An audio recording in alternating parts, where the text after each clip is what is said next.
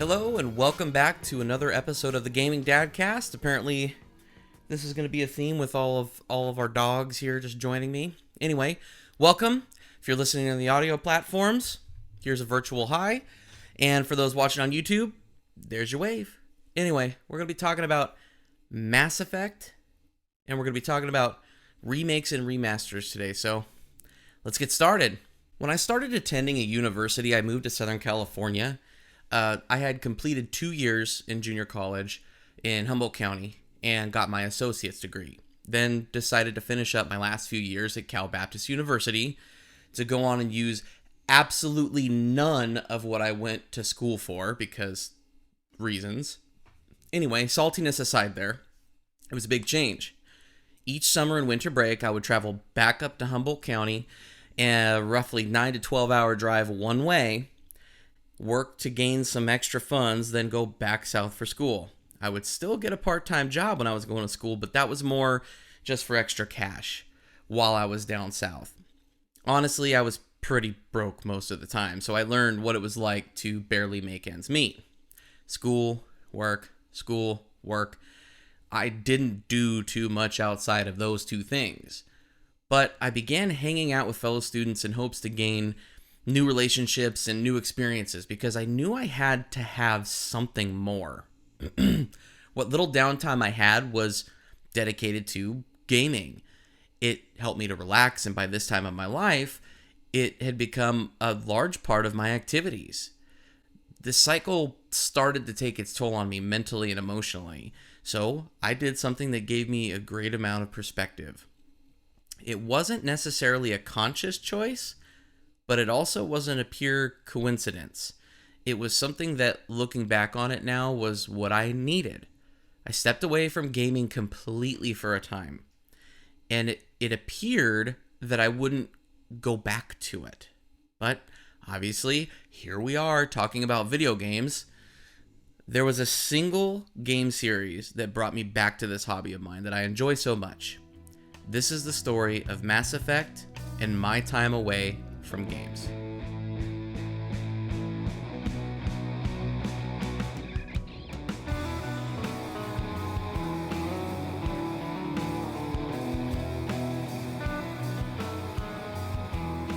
So, in high school, I had some major issues with socializing and had various kids who messed with me all the time.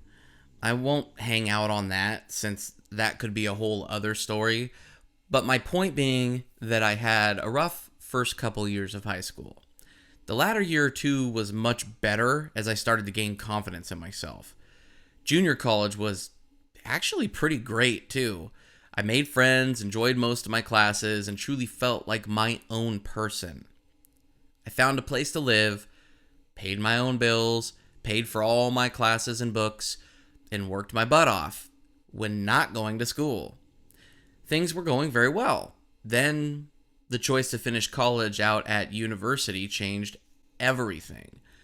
I wanted to do something with music and had heard that Cal Baptist University had a really good program, so I made the choice to move to Southern California.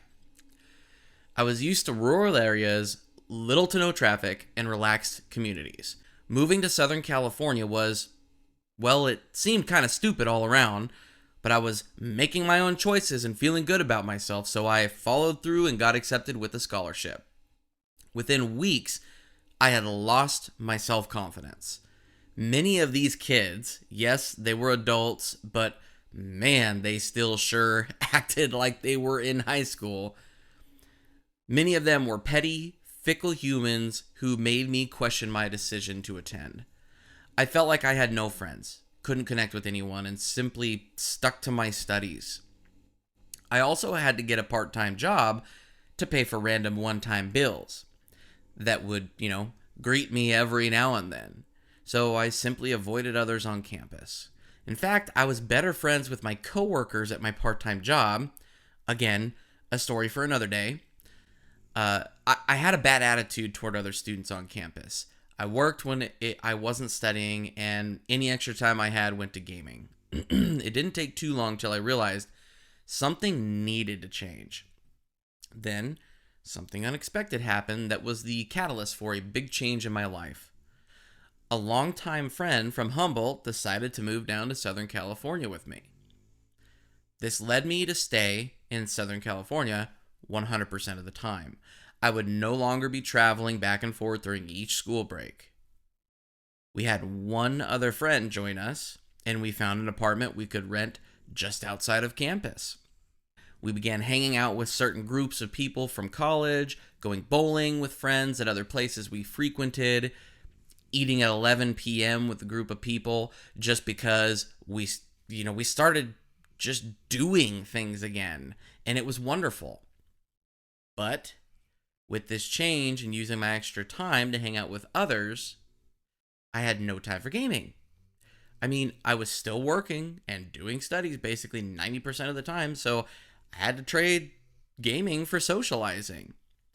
At the time, I didn't think much about it, since I was enjoying being with others, but it was a huge move for me. Gaming had been a big part of my life since I started at age 5 with my mom, and it had grown and evolved over so many years. To simply just stop doing something I had loved for so long was a big deal, but I paid no attention to that. I continued to hang with friends and was out almost every night. It was exhausting, but also awesome. Since I was in the mood for big changes in my life, I also realized I needed to lose weight. I'd gotten up to about 240 pounds with my height at 5'6", so I was a very chunky boy. I remember this quick story my dad had told me years before, how he knew he needed to lose weight, so he did. He had bent over to tie his shoes and grunted because bending over caused him to struggle. I had done the same thing one day and realized, oh, it's time to lose weight. I then began my fight against being overweight, and to sum it up, I succeeded. I lost about 50 to 55 pounds, had really gotten into basketball and biking, and gained even more confidence than before. For the first time since I could ever remember, women started paying attention to me in that more than friend way. I had gained some things back in my life that I had lost a while ago, and it made me so happy. Gaming had become a ghost in my mind, but I still had something to learn. You see, in all my sudden changes and the big events going on in my life, I failed to see a bigger lesson to learn here. Sure, I learned that socializing is important and that being buried in work and or school does not and should not define who you are, but something that would affect my life moving forward still hadn't happened yet. Of all the things in the world to hit this message home for me, it was a freaking video game. I hadn't played games in a while, and a friend of mine kept talking about a new game coming out I hadn't heard before. He was so excited for Mass Effect 2, and he would not stop talking about it. He knew I was really into sci-fi films, so he recommended playing the first game. I told him I didn't have it and didn't have the money for it. This was partly true, but I could have gotten the game if I really wanted to. He immediately offered to lend me his copy of Mass Effect 1 and brought it to me the next day. I had my Xbox 360 still, and it took about a week for me to finally give it a shot. But I started the game on a Saturday night. I didn't have any plans, and I was feeling a bit tired, so I decided I would have a night in and play it. Give it a try. Almost immediately, I was drawn to the story and characters, and before I knew it, it was 2 a.m. I forced myself to go to sleep, knowing I needed to get up fairly early the next day, but I could have played all night. The next day, I did all I needed to, then headed home and booted the game back up. Following Shepard and his crewmates across the galaxy, exploring planets, fighting the Geth, making various choices that felt like they mattered, really sucked me back in and made me realize how much I still enjoyed games. Every choice, every battle, every mission, and every conversation drew me in further. I love this game, even through its flaws. Looking at you, vehicle exploration segments. The sci-fi setting, wonderful story, character-driven conversation, and choices, all of it showed me that I really enjoy video games and had missed them. It didn't take me long to finish the game. And luckily by then, my friend had finished Mass Effect 2, so I gave back his copy of the first game and accepted the second one. I continued on with my story as Shepard, and once that was done, I had to wait for the third game. By this time, though, I was back into video games and trying others again, but something had changed. I didn't just shut myself in and play games all day and all night anymore. I reduced my normal bedtime back to 11 p.m. and not going way into the morning, so I could wake up earlier. I began blending socializing and gaming. Some nights I'd be out with friends, while other nights I would chill and play games. Heck, sometimes I combine the two by playing games online with friends. Team Fortress 2 with my buds is a very fond memory of mine. And don't worry, we'll get into that story another day. Looking back, I realized I learned something that still sticks with me to this day. Doing things in moderation. I needed my time away from games. For one, I needed to remind myself that they can't consume me and my time. But in this case, that they aren't a bad thing that is out to take away my life and time. Video games are something I really enjoy. Bettering myself and my skills, experiencing a good story, appreciating visuals and music. I had stopped playing games by chance, but I had begun to think they were inherently bad because my life got so much better without them. What I did not realize was that I was trading one vice for another and was constantly tired. I was fighting my natural introverted personality and pushing myself to be out and about way too often. And I wasn't really making deep connections with people. In fact, I'd say about 90 to 95% of the people I hang out with so much during that time, I never talk to anymore. I do have some solid lifelong friendships out there. Shout out to my buds Scott and Matt, if you're listening or watching. But I still hadn't learned the lesson of moderation. Mass Effect brought me to my senses and helped me to realize I can be social and be antisocial. I need me time in addition to us or them time. I see this constant dance around moderation in both my kids. Seeing my son get so obsessed with the game. A clear example is the sudden jump into bug snacks that we talked about. And now my son never brings it up. Watching my other son play only Minecraft and Mario Odyssey, having beaten Mario Odyssey at least 6 times by now. Being so into something and forgetting other things, then moving on to something else with 100% of their attention. It reminds me so much of the lesson I learned during my college years. Something we as parents always hit home to them when we aren't out doing something together is to pepper throughout the day. That's what we tell our kids. Sure, you can wake up on a Saturday, play some games, watch some YouTube, we will eat breakfast together, then you can do your own thing. For a while. We don't want to deprive them of the things they enjoy doing, and though it may not seem like a big deal, they need to decompress from their week at school, just like we as adults need to decompress from our weeks at work. But it is all about balance. Play some games for an hour or so, then go outside and jump on the trampoline. Or use your imagination and play with toys. Perhaps be creative and draw some things. Just do something else and bring variety into your day. That, and be sure to go outside at least once to get some air. You know, the whole touch grass thing.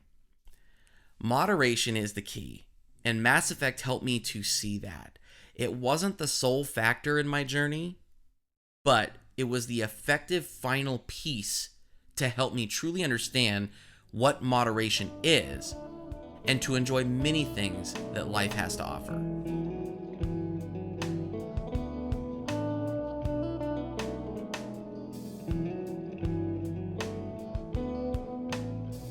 There are many aspects of the entertainment world that I'm interested in, but aren't focused at me, a 37-year-old dude.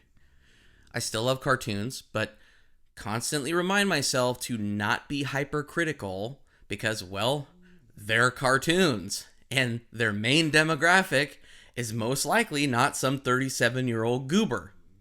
Sure, I can like and dislike what I want, but I don't need to throw and push my opinions onto everyone else. I've really come to grips with this mindset because of my kids. They like and enjoy things that I may not. Sometimes I outright dislike what they enjoy, but I just keep my mouth shut or find nice things to say about them for when they ask me about my thoughts. This brings me to our topic today. Remakes and remasters. Are they a cash grab, or are they for a new generation?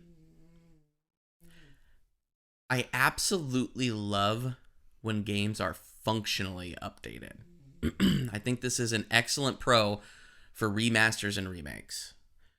A shining example of this is the recent remaster of The Legend of Zelda Skyward Sword. This was a game that was built from the ground up to be used with a Wii remote and heavily relied on motion controls. This didn't apply to just Link and his moveset, but to various puzzles in the game, different areas, and so much more. The recent remaster on Nintendo Switch still offered the motion controls, thanks to the nice gyro setup within the controllers, but they completely remapped the controls to be done with a standard controller. I still had some gripes with the layout, but it was such a huge difference, and I actually enjoyed the game more the second time around. Yes, it is still one of my least favorite Zelda games ever, but I actually finished the game and didn't hate it this time around. This remaster brought the game to not only old farts like myself, who had played before, but to a new generation who may have never played it. I can't imagine introducing the game to my kids with only motion controls. I'm sure they would have loved the novelty of it, but they would have grown tired of it very, very fast. Another pro for remakes and remasters is the visual upgrades that can be done. This is a bit less so for games that are somewhat newer, but for older games that weren't done in HD originally, or perhaps are stuck in very niche situations, that is some wonderful improvement. Some great examples of this are Zelda Wind Waker HD and Tony Hawk's Pro Skater 1+2. These games were already great, and playing them in the original form was still incredible. But man, after the remaster of Wind Waker and remake, I guess I'd call it a remake, of Tony Hawk 1+2, it's hard to go back. Sure, they did some changes to core gameplay mechanics, but the visual updates to these games made a world of difference. They brought the excellent art direction and designs in these games up to par with current standards at time of release, and they both were fantastic. Sure, at the end of the day, gameplay is the king when it comes to games. However, visuals do play into player experience and enjoyment to a degree. And remasters or remakes have the potential to make massive updates and upgrades in this regard. These pros are always welcome when speaking of remasters and remakes. But ultimately, there's one thing that matters most to the gaming masses. How are they priced? A good example of pricing is, well, the last two games we just spoke about. Both Wind Waker HD and Tony Hawk, to the best of my knowledge, released at less than the standard of a full price game. Also, I've noticed that remakes and remasters seem to go on sale more often. Now, this isn't always true, but it seems to be more often than not the case. Good pricing for a remaster or remake can be the thing that pushes a person to buy the game.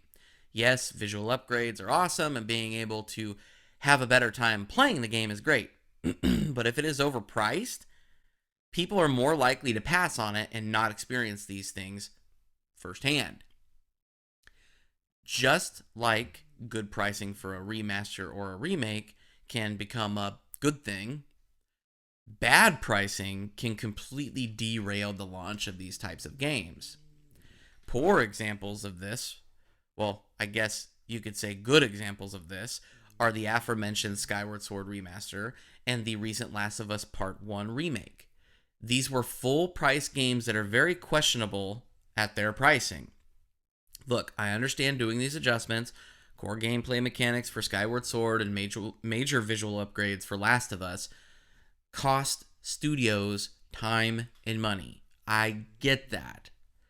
But if you have to charge full price for a remake or a remaster just to recoup the costs, maybe it shouldn't be done? Maybe just doing a simple visual and performance update with a smaller price tag would be more efficient and logical. The people that want these games, I'm sure, would be totally fine with that, so that's an option.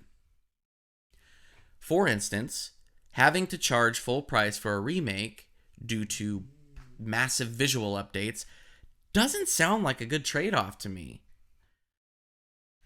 I really enjoy good visuals. More specifically, updating the visuals on games that had stellar art direction and design to begin with. But visuals aren't everything for me. In fact, they're a much smaller part than core gameplay and gameplay mechanics. I'd liken visual updates to the same importance as audio implementation. So for a remake or remaster be set on the cornerstone of visuals alone, I don't think that's a great framework for a remake. Plus, there may be limitations that have to be done to cut costs. Look at some of the updates to The Last of Us Part 1. In some screenshots, the remake looks remarkable. However, in others, at least to me, the original looks and feels better. It's something that can appear when the main focus is visuals when remaking a game. Another one that is questionable, though I actually really enjoyed it, was Zelda Link's Awakening. This was a mixed remake regarding the visuals. Yes, it was cool this game was being brought into the HD world with a full remake, but the artistic style of the visuals were dividing. Some really enjoyed the toy-like aesthetic. Personally, I thought it fit perfectly. I loved it. But others, with valid points mind you, weren't fond of it. When a remake is solely focused on visual upgrades, it seems like a recipe for disappointment. Remaking or remastering a game can also lead to less content somehow. The point of a remaster or remake is to either update the game to simply be a more modern experience, so at least some level of content, or to add to it. Otherwise, they're just ports. A great example of this is Resident Evil 3 Remake. Yes, they made the visuals great, and the gameplay update was as huge as Resident Evil 2 Remake. But something was lost. There are large sections of the original game that are gone for reasons? I suppose they were trying to streamline it to make it more action-focused? But I thought that was a bad move. So this remake updated visuals and gameplay, but took out a lot. Why pay a hefty price for that? This also sends the wrong message to these corporations. The message that they can do things half-assed and still charge a premium price. However, regardless of the pros and cons, I ultimately believe remakes and remasters are a good thing for gaming. There are pitfalls and positives, like I just mentioned, but it boils down to who the target audience is here. Yes, for people like me who played these games years ago, these are fantastic for nostalgic reasons. But I'm willing to bet that most of the time these types of games are focused on new generations of gamers, those that perhaps didn't play these originally, so need more than what the original offered. Updated visuals, audio, gameplay mechanics, these things matter, especially to those who aren't looking through nostalgia glasses like myself. Remakes and remasters are a nice way to remind people like myself why we loved these games to begin with, and we can now play them on a modern platform. They also effectively reach a new audience thanks to the updates. This makes sense from a business perspective, but also just for new generations to experience these games that we love. So I'll continue to buy those remakes and remasters that are worth it, in my eyes, of course, and enjoy watching my boys get to experience them for the first time when they come of age for some games. Man, I can't wait till they're old enough to get scared silly with the Dead Space remake that's coming. I'm so excited for that, and I really hope it's a good remake. Well, that's it. Another episode in the books. I hope you enjoyed it. Tell me, what is a game or a game series that has really meant a lot to you, and why? Leave it in the comments below. Email me, bowertendo@gmail.com. You can try to find me on Twitter, bowertendo, all that fun stuff. Instagram, TikTok. I'm going to talk about TikTok every time because now I'm like a TikTok addict. But come tell me. I want to hear these things. You know, what is a game series that you love? And what do you think about remakes and remasters? Good thing, bad thing, medium thing? What are your thoughts? Anyway, that's it for today. Me and my dogs say goodbye, and until next time, see ya!